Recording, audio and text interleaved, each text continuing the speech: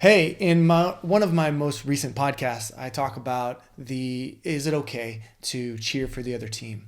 And there's this story from years ago of this school in Texas that was playing some kids that had gotten in some trouble. They were from, I forget what it was, but I believe it was in Gainesville. And when the kids who were locked up showed up to play that day, the school had taken half of the population and put them on their opponent's sideline. So these kids who were locked up for doing whatever it was were able to. They had cheerleaders. They had a tunnel that they ran through, and then they played this game against a normal public high school. Well, they didn't win that day, but after the game, they had parents come down and hugging on them. They had cheerleaders handing them balloons and candy and stuff. And it was a very, very emotional thing for both sides, the public school and the school for the boys that had gotten a little bit of trouble.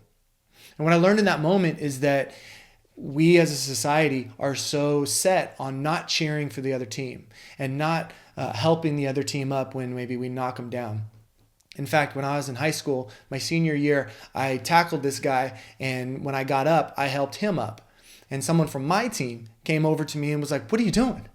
What was that?" And I was like, "I was just helping him up." He's like, "We don't do this. We don't do that. That's not." And I said, "No, I do that. Like, this is who I am. I helped him up." And a few weeks later, that player came up to me and he was like, "Hey, when you said that to me, like I didn't even consider the fact that I could help a team or an opponent up, and you were right."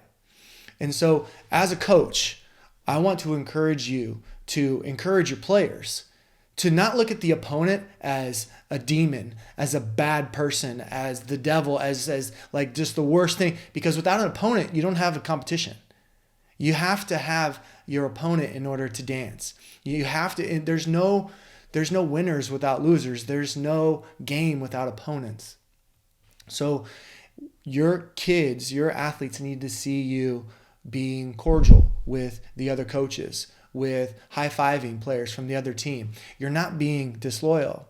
You're showing your athletes what it's like to be an adult. You're showing your athletes that it's okay to appreciate the opponent. It's okay to look at the opponent and be like, "All right, today's gonna be a good day or a good game."